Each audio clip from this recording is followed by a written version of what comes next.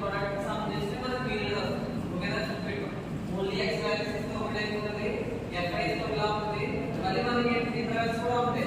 ఇలా 0 to 5 ఉంటుందా? ఇలా వచ్చినప్పుడు ఈ టైప్స్ మీరు పీరియడ్ ఉంటుంది. ఓన్లీ x వాల్యూస్ ఇస్తే ఒకలాగా, fy ఇస్తే ఒకలాగా, ఇంటర్వెల్స్ ఇస్తే ఒకలాగా. ప్లీజ్ చెప్తాను. ఈ formula sigma fx sigma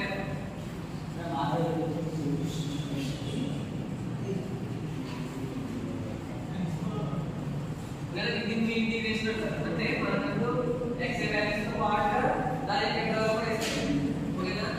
x value పోతే 5 అవుతుంది. సిగ్మా fx ఏమవుతుంది?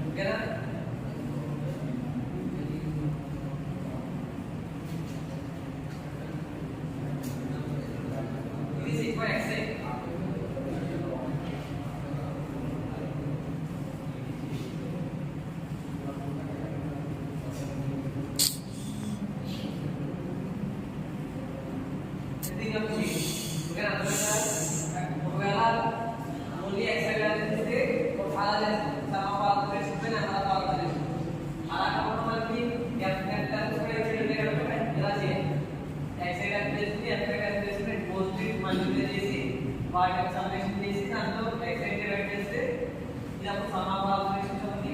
ఇది సమ్ ఆఫ్ ఆపరేషన్స్ అవుతుంది. ఓకేనా? అలా టైపు అది ముందులో టైపు మీకు ఎలా ఇస్తుందంటే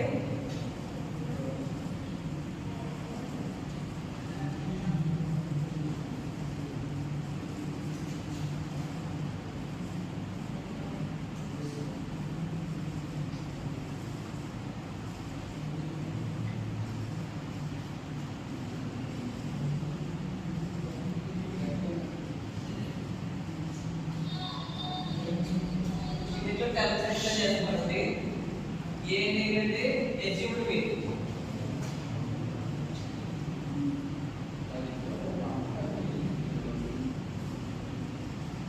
అచీవ్డ్ మీ ఏ ఏంటంటే x మైనస్ h ఇవేగా తెలియదు. fy మనం అనుకుంటాం, సిగ్మా fy మనం అనుకుంటాం, d ఉంటుంది. ఓకేనా? ఆ d fy నుంచి చదువుకోండి. x మైనస్ h అంటే x వాల్యూస్ ఇస్తాం కదా,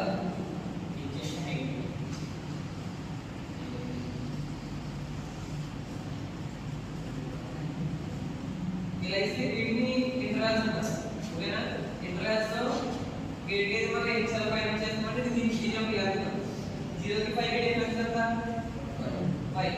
ఇలా అయినా చూసుకోవచ్చు, లేదా ఇలా చూసుకున్నా 5 అవుతుంది. ఓకేనా? ఇది ఈక్వల్ ఇంటర్వెల్స్ అంటారు. అంటే ప్రతి ఇంటర్వెల్ కూడా సేమ్ డిస్టెన్స్ ఉంటుంది. అందువల్ల అంటే మనకి అలా ఏమొస్తుంది? x అనేది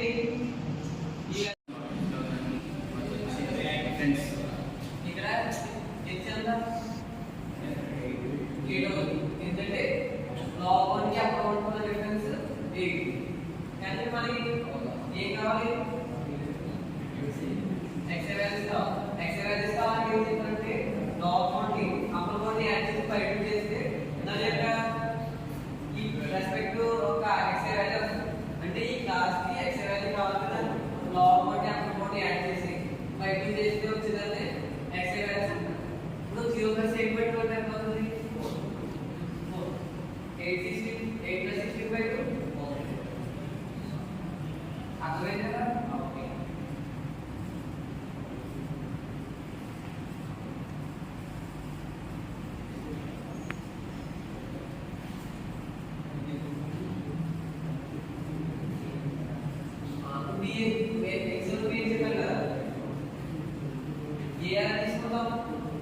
వీటిలో పీడిఎఫ్ యాడ్ చేసి బయట చేస్తే దీన్ని తీసుకోవచ్చు లేదా దీన్ని తీసుకోవచ్చు.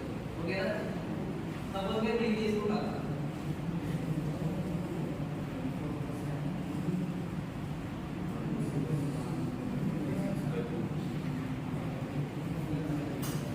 తప్పలేదు